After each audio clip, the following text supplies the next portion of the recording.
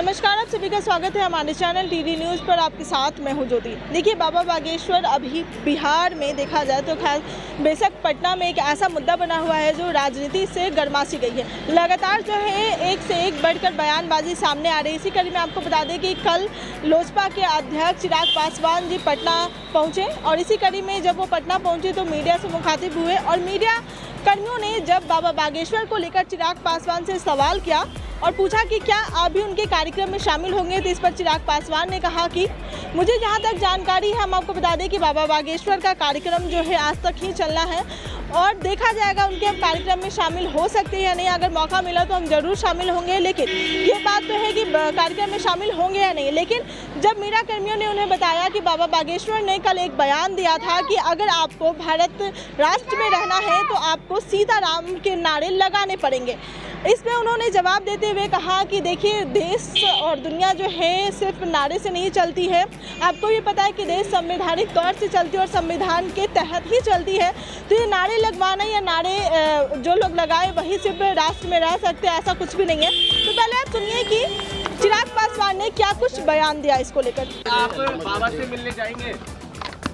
देखिए, अभी तो हम आए ही हैं और अगर मेरी जानकारी सही है तो बाबा का अभी कल भर का और कार्यक्रम है यहाँ पर। अभी आज हम आए हैं, देखते हैं क्या कार्यक्रम कैसे बनता है। कल बाबा ने एक बयान दिया था और उन्होंने कहा था कि आने वाले वक्त में अगर लोगों को भारत में रहना है तो सीताराम कहना पड़ेगा। देखिए, मैंने इस बात को कहा है कि ये आस्था से जुड़े हुए सवाल हैं। कौन क्या कहता है नहीं कहता है, देश अंतोगत्वा संविधान के आधार पर ही चलेगा। ये देश संविधान के आधार पर चला है, आगे भी संविधान के आधार पर ही चलेगा। बाकी कौन अपनी आस्था के आधार पर, उनका विश्वास किस में है, उसके आधार पर कौन क्या कह रहा है, पर अंतोगत्वा देश का विश्वास और देश सिर्फ और सिर्फ संविधान के आधार पर चलेगा। मुख्यमंत्री और तेजस्वी यादव को भी निमंत्रण दिया गया था, पर तेजस्वी यादव ने कहा कि हम लोग विकास का काम करते हैं, बाबा से मुलाकात नहीं करते। भाई, वो उनकी अपनी सोच हो सकती है। बीजेपी के तेज प्रताप यादव लगातार विरोध कर रहे थे, कह रहे थे एयरपोर्ट पर ही घेराव करेंगे, घुसने नहीं देंगे उन्हें, लेकिन अब वो चुप्पी साधे हुए हैं। अब वही बताएंगे कि क्यों वो शांत हो गए। चिराग जी, एक सवाल है कि कर्नाटक चुनाव के नतीजे के बाद साफ-साफ कहा जा रहा है कि महागठबंधन महावीर और बजरंगबली के नाम पर कुछ नहीं होने वाला है। बीजेपी का 24 में सफाया हो जाएगा। देखिए, हर चुनाव भाई, हर चुनाव एक अलग चुनाव होता है और मैंने हमेशा इस बात को कहा है कि हर चुनाव को इंडिविजुअली देखे जाने की ज़रूरत है। कर्नाटका में जिस तरीके की परिस्थितियां थी और जिस तरीके के परिणाम उसके आधार पर आए, वो कर्नाटका तक ही सीमित है।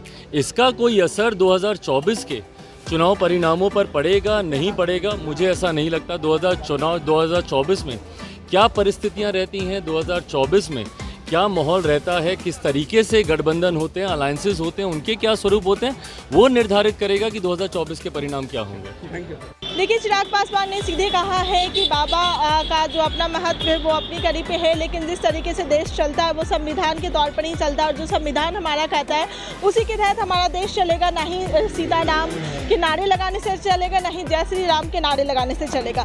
तो ये बात तो है, लेकिन इसी कड़ी में जब उनसे बोला गया कि मीडिया कर्मियों ने जब एक बार फिर से उनसे सवाल किया और ये पूछा कि तेज प्रताप ने कहा था कि जब बाबा बागेश्वर के उनके पटना में होगी तो वो एयरपोर्ट में उन्हें घेरते नजर आएंगे, लेकिन अब वो मौन है। तो इसमें उन्होंने सीधा कहा कि ये तो तेज प्रताप ही जाने कि आखिर वो मौन क्यों है और उन्होंने ऐसा बयान क्यों दिया था।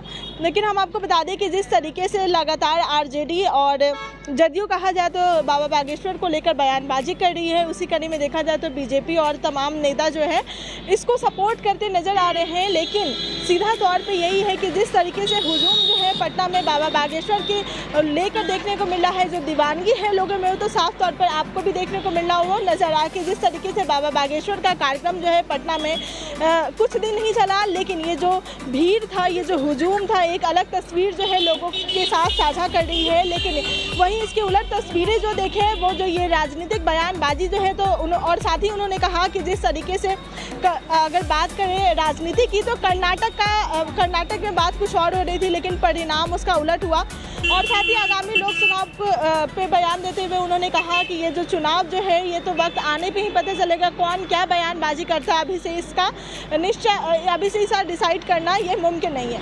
फिलहाल इस रिपोर्ट में बस इतना ही। बाकी के लेटेस्ट अपडेट के लिए बने रहे हमारे चैनल टीडी न्यूज़ के साथ। अब तक हमारे चैनल को लाइक और सब्सक्राइब नहीं किया है तो इसे जल्द से जल्द लाइक और सब्सक्राइब करें।